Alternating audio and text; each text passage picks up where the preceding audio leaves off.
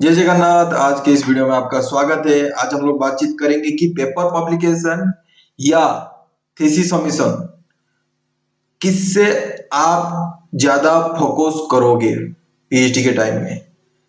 तो देखो, PhD pass होने के लिए आज का टाइम में जो ज्वाइन कर रहा है 2024 के बारे में बात बोल रहा हूँ, पेपर पब्लिकेशन मैंडेटरी हो गया है।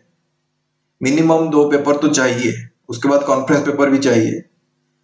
उसके अलावा थीसिस सबमिशन तो कंपलसरी है। जब आप पीएचडी से मतलब सबमिशन करोगे, थीसिस सबमिशन करोगे, तो दोनों कंपलसरी है। तो दोनों को बैलेंस्ड वे में फोकस करना पड़ेगा। ऐसा नहीं है कि आप सिर्फ पेपर ही पेपर लिख रहे हो, थीसिस छोड़ दिए, थीसिस के ऊपर ध्यान दे रहे हो लेकिन पेपर करना छोड़ दिए, क्योंकि दोनों का टाइम लगता है। एक बार आप थीसिस लिख दिए, उसके बाद अगर जाके पेपर पब्लिश करने के लिए ट्राई आउट करोगे, थीसिस लिखने का टाइम के लिए बहुत लगेगा और पेपर पब्लिकेशन के लिए भी अच्छा खासा लग जाता है टाइम। तकदीर अगर अच्छा होगा तो 2-3 महीने में पेपर पब्लिश होता है। तकदीर अगर खराब होगा तो ज्यादा से 1 साल, 1.5 साल, 1.5 साल, 2 साल भी लग जाता है। कभी कभी पेपर पब्लिकेशन नहीं भी होता है। मेरा एक पेपर अभी तक लटका हुआ है। मैंने मार्च 2023 में दिया था, आज हो गया नवंबर 2024, कुछ रिप्लाई नहीं आ रहा है। जितना भी मेल डालो कुछ रिप्लाई नहीं। तो समझ रहे हो। तो अगर फोकस अगर करना है तो मैं बोलूंगा कि पहले रिसर्च पेपर लिखो, क्योंकि पेपर पब्लिकेशन के लिए टाइम तो अच्छा खासा लिखता है। ये सब जो पॉइंट आउट दिया हूं, ये सिर्फ है कि अगर आप पेपर पब्लिश करते हो तो आपको क्या क्या बेनिफिट होगा। जैसे कि एकेडमिक रिकॉग्निशन आपको मिलेगा कि आपका रिसर्च वर्क किए हो, उसके ऊपर पेपर पेपर पब्लिश किए हो।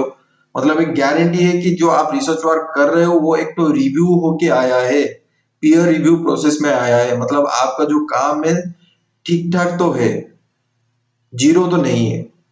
तो ये एक रिकॉग्निशन आपको मिलेगा, अपॉर्चुनिटी मिलेगा। जब आप ज्यादा से ज्यादा रिसर्च पेपर पब्लिश करोगे तब जाके ये नेटवर्किंग एक्टिव होता है। पेपर पब्लिकेशन का जो नेटवर्क है, जैसे कि आप कोई जर्नल में डाल रहे हो, 2 बार 3 बार 4 बार डाल रहे हो, तो उस जर्नल का जो एडिटर इन चीफ है शायद उनके साथ आपके बातचीत हो सकता है, शायद, गारंटी नहीं। वो कॉन्वर्सेशन आपको स्टार्ट करना पड़ेगा। तो वो करते करते अपॉर्चुनिटी धीरे धीरे खुलता है।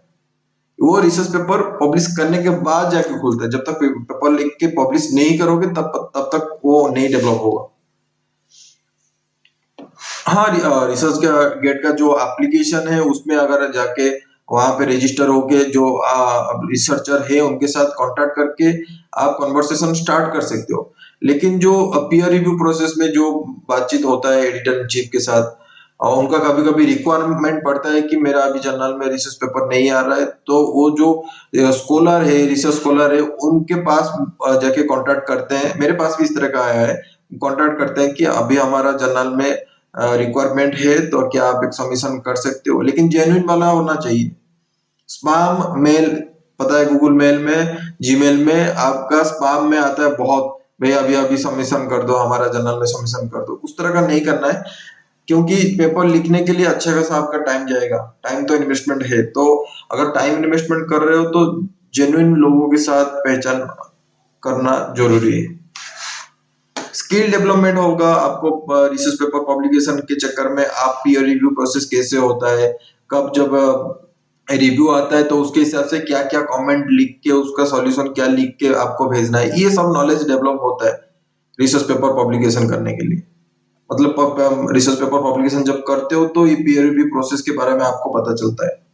ये नॉलेज आपको कोई बुक में नहीं मिलेगा, कहीं पे लिखा नहीं रहेगा। जब तक आप रिसर्च पेपर सबमिशन नहीं करोगे, पीयर रिव्यू प्रोसेस किस तरह का होता है खुद को वो आपको फील करना पड़ेगा। और जो थीसिस है ये तो आपको सबमिशन करना पड़ेगा, ये गारंटी है। तो थीसिस कंप्लीशन तो करना पड़ेगा, तो उसके लिए आपका जो चैप्टर्स है उस चैप्टर के हिसाब से आपको लिखना पड़ेगा। कोई कोई करता है कि पहले थीसिस लिखते हैं उसके बाद जाके पेपर पब्लिश करते हैं जो चैप्टर के हिसाब से काम किए। लेकिन मेरा मानना है कि पहले रिसर्च पेपर लिखो और उसके बाद जाके थीसिस लिखो, क्योंकि थीसिस लिखना इजी हो जाएगा उसके बाद। क्योंकि किस चैप्टर में क्या ऐड करना है आप उसमें आप एंट्री कर सकते हैं।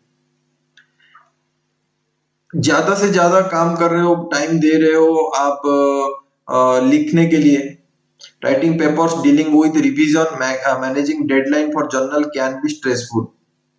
ये होता है, मतलब जब रिसर्च पेपर लिख रहे हो तो होता है। तो इस टाइम में अगर आप प्रायोरिटीज कर रहे हो कि थीसिस के लिए आप कुछ कुछ चैप्टर लिखने के लिए स्टार्ट कर रहे हो, दोनों अगर मिला देते हो तो आपका बर्नआउट होना ज्यादा हो जाता है, तो आपका प्रोडक्टिविटी डिक्लाइन हो जाएगा। एक तरफ आप कर रहे हो रिसर्च पेपर का काम कर रहे हो, दूसरा बात पैरेलली आप थीसिस लिख रहे हो, तो बहुत प्रेशर रहेगा दिमाग को। स्टार्टिंग से ही रिसर्च पेपर आप लिखो, पब्लिश करो, उसके बाद जो उसको लग रहा है कि उसको आपका जो थीसिस में चैप्टर ऐड कर सकते हो। एक थीसिस लिखने के लिए 2 से 3 महीना बहुत काफी है। तो जो पेपर आपका पब्लिश हुआ है उसके बेसिस में अगर थीसिस लिख रहे हो तो आपको प्रेजेंट जो थीसिस सबमिशन का टाइम में जब रिव्यूअर पढ़ेगा तो वो एक अच्छा पॉइंट रहेगा कि आपका जो काम किया है ऑलरेडी पब्लिश्ड है।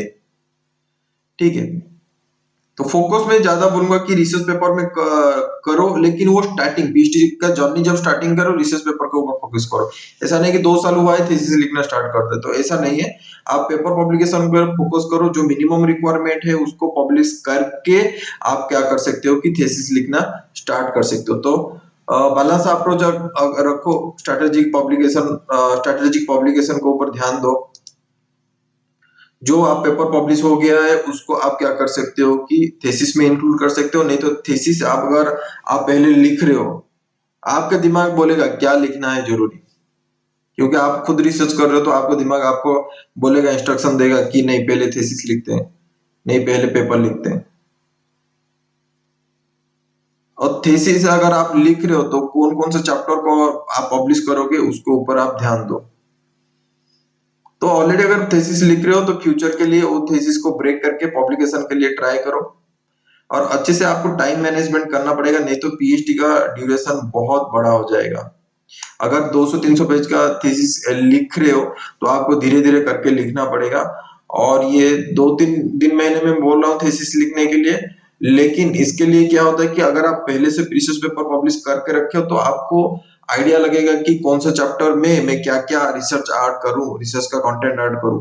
वो आपको हेल्प रहता है, तो जो हेल्प रहता है जो कि आपको एक अच्छा खासा 200-300 पेज का थीसिस लिखने के लिए आपको हेल्प करेगा।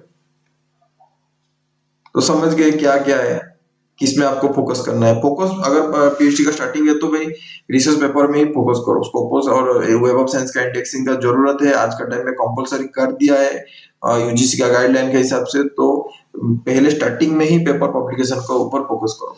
जो जो भी जो बोले कुछ फर्क नहीं पड़ता, लेकिन पेपर पब्लिकेशन को फोकस करो। और आखिरी का 2-3 महीना जो आपको लग रहा है कि अभी टाइम हो गया पीएचडी मुझे कंप्लीट करना है, उस टाइम में थीसिस लिख के सबमिशन कर दो, क्योंकि सबमिशन के बाद भी और टाइम लगेगा। वो रिव्यूअर के पास जाता है, रिव्यूअर अगर वहां पे करेक्शन करने के लिए बोलेंगे तो टाइम लगता है, अगर नहीं करेंगे तो अच्छा है, आपका आगे जाके डिफेंस भी हो जाता है। ठीक है, अगर इस कंटेंट को अच्छा लगा तो जरूर वीडियो को लाइक करना, दोस्तों के साथ शेयर करना। आज के लिए इतना ही है। जय Jagannath, lots of love from Odisha. See you in the next video, bye.